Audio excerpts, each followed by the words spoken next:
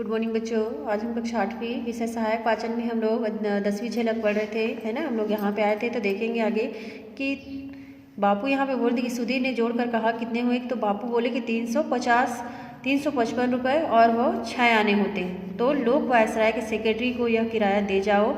और सुधीर गए और वायसराय के सेक्रेटरी से खासकर कहा कि यह स्पेशल ट्रेन की यात्रा का किराया गांधी जी ने भेजा है।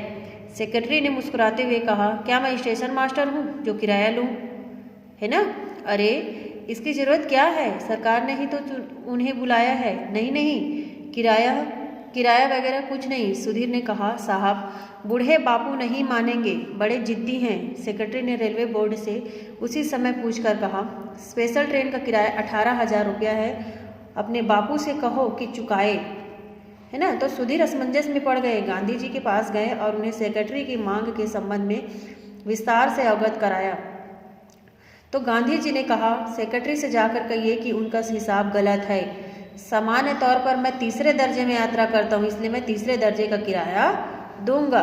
तो वायसराय के सेक्रेटरी को गांधी जी के तर्क के आगे झुकना पड़ा और तीसरे दर्जे का किराया देकर संतोष करना पड़ा, है ना। तो गांधी जी यह मानते थे कि मैं जनता के द्रव्य पर जी रहा हूँ, इसलिए मुझे संभाल कर उसे क्या करना चाहिए, खर्च करना चाहिए। जो मैं खर्च कर रहा हूँ सब जनता का है, इसलिए मुझको क्या करना चाहिए, संभाल कर खर्च करना चाहिए। तो दिल्ली में रहकर गांधी जी और सर क्रिप्स तथा पैथिक लॉरेंस में बीच बीच में क्या होता था, परामर्श होता रहता था, दोनों के बीच बातचीत होती थी, है ना। और मिशन ने दिल्ली में देश के कई प्रतिष्ठित व्यक्तियों को बुलाकर यह जानना चाहा कि किस प्रकार के संविधान से सभी लोग क्या होते हैं, संतुष्ट हो सकेंगे, है ना। किस प्रकार के संविधान है जिससे क्या होंगे, वो लोग संतुष्ट हो सकेंगे। मिशन 2 उद्देश्यों को लेकर आया था। एक था संविधान के मुख्य रूप का निर्णय और दूसरा सत्ता सौंपने के पूर्व एक अंतरिम केंद्रीय सरकार की स्थापना का प्रयत्न, ठीक है। तो मिशन ने इन्हीं 2 बातों के संबंध में शिमला में मुस्लिम लीग और कांग्रेस के प्रतिनिधियों से विचार विनिमय के लिए सभा आमंत्रित की थी। और गांधी जी को दिल्ली में आभास हो गया था कि उनकी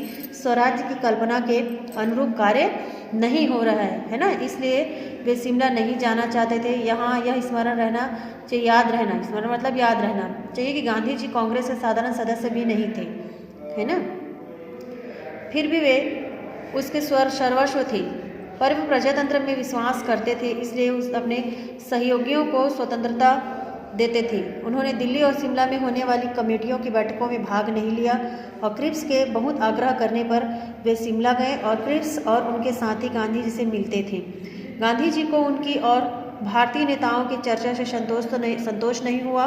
वे दिल्ली लौट आए और अपने उन स्वाधीनता सेनानियों को जेल से मुक्त कराने का उन्होंने प्रयत्न करने लगे, जो वर्षों से बिना मुकदमा चलाए अनिश्चित काल के लिए जेल में ठूस दिए गए थे, जेल में बंद कर दिए गए थे, ठीक है। तो गांधी जी ने सर क्रिप्स और पैथिक लॉरेंस से आग्रह किया कि आप राजनीतिक बंदियों की रिहाई के साथ गरीबों पर लगने वाले नमक कर से भी छूट दिला दें। पर क्रिप्स ने वायसराय द्वारा गांधी जी का पहला काम तो पूरा कर दिया। राजनीतिक बंदी छोड़ दिए गए, परंतु नमक कर की छूट उनको नहीं करा सके। संभवतः उन्होंने उसे अधिक महत्व की बात नहीं समझी।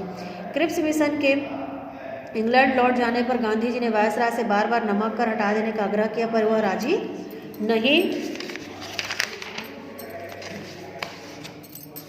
नहीं हुआ। इस कर को गांधी जी ने केंद्र में अस्थायी सरकार बनने पर क्या कर दिया, उसको रद्द करवा दिया। क्रिप्स मिशन जब तक भारत में रहा, है ना, तब तक उसने गांधी जी से संपर्क बनाए रखा।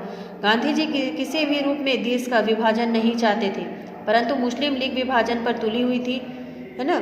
मुस्लिम समाज अलग करना चाहती थी और गांधी जी ने लीग के सर्वे सर्वा जिन्ना से कई बार भेंट की और उनसे एक बार तो यह भी कहा कि तुम चाहो तो मेरे शरीर के 2 टुकड़े कर डालो, है ना, मेरे शरीर के 2 टुकड़े कर डालो, परंतु देश के 2 टुकड़े ना करो। परंतु गांधी जी की भावना का जिन्ना पर कोई असर नहीं हुआ। उन्होंने पाकिस्तान प्राप्त करने के लिए सीधी कार्यवाही की धमकी भी दी।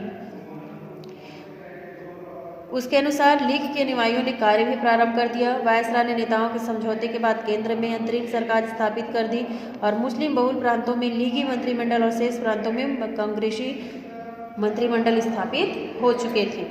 लीग की सीधी कार्यवाही के प्रस्ताव का यह परिणाम हुआ कि कोलकाता और पूर्वी बंगाल में भयंकर सांप्रदायिक दंगे हुए। बाद में बिहार में जवाबी सांप्रदायिक दंगों से जनधन की बड़ी हानि हुई। कोलकाता और पूर्वी बंगाल में हत्याकांडों को गवर्नर नहीं रोक सका। गांधी जी को कोलकाता और पूर्वी बंगाल से निरपराध स्त्री बच्चों की हत्या, लूट, अग्निकांड आदि के जब समाचार मिले तो वे अपने को रोक नहीं सके। केंद्रीय सरकार की अनिच्छा की परवाह न कर वे कोलकाता गए और वहाँ हिंदू मुसलमानों की शांति और प्रेम का क्या दिया उन्होंने, वहाँ पे उपदेश दिया। फिर बंगाल के नोआखाली और अन्य स्थानों में गए जहाँ अमानुषिक अत्याचारों से अल्पसंख्यक जनता बर्बाद हो चुकी थी और भय से आकुल हो रही थी। उन्होंने कई गांवों का दौरा किया। उनके साथ उनकी नातिन और 2 व्यक्ति भी थे। वे पैदल यात्रा करते थे, कभी कभी नंगे पैर भी चलते थे, है ना। प्रत्येक में 1-2 रोज ठहरते और हिंदू मुसलमान को प्रेम से रहने का उपदेश देते थे। उनकी सभा में मुसलमान भी बड़ी संख्या में आते थे और उन्होंने पूर्वी बंगाल से लौटकर बिहार दंगा पीड़ितों को राहत पहुंचाने का वहाँ पे उन्होंने काम किया। ठीक है, अब देखो एकला चलो रे। तो पूर्वी बंगाल के गाँव में गांधी जी हिंदू मुसलमानों को प्रेम और भाईचारे की जिंदगी बिताने का जो उपदेश दे रहे थे उसको प्रांतीय सरकार पसंद नहीं कर रही थी, क्योंकि उनकी सद्भावना यात्रा से सरकार की विफलता की ओर संसार का ध्यान खींचता था और केंद्र से भी उनको सहायता नहीं मिल रही थी। वे भयंकर तूफान में अकेले ही खड़े थे। केवल दृढ़ निश्चय उनके साथ था। रविंद्र जी की आवाज़ उनके कानों में गूंज रही थी, यदि तुम्हारी पुकार कोई नहीं सुनता तो क्या चिंता है, तुम अपने गंतव्य की ओर अकेले बढ़े चलो, घबराओ मत। अरे एकला चलो रे, एकला चलो मतलब अकेले चलो। ठीक है।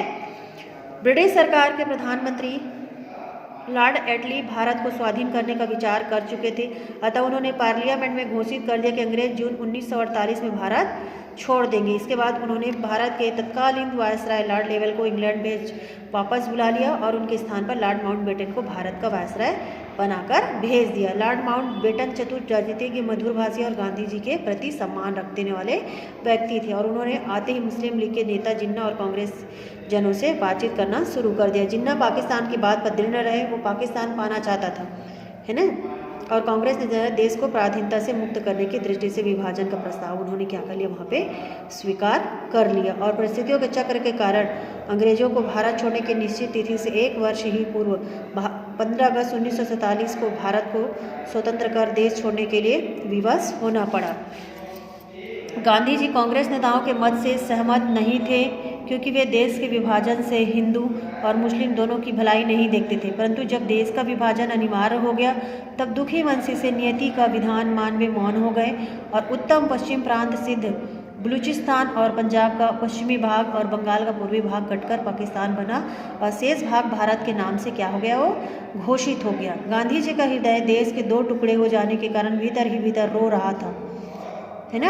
और जब 14 अगस्त की संध्या को भारत की जनता 15 अगस्त 1947 को स्वतंत्र सूर्य के उदय की उत्सुकता से प्रतीक्षा कर रही थी, तब महात्मा गांधी कोलकाता के हिंदू मुस्लिम भाइयों के रक्त से रंगी हुई सड़कों तथा गलियों में एक मुसलमान के मकान में चरखा चलाकर सूत काट रहे थे और दोनों जातियों के लोगों को प्रेम से रहने का वो क्या कर रहे थे, उपदेश दे रहे थे। ठीक है, यहाँ से हम कल पढ़ेंगे।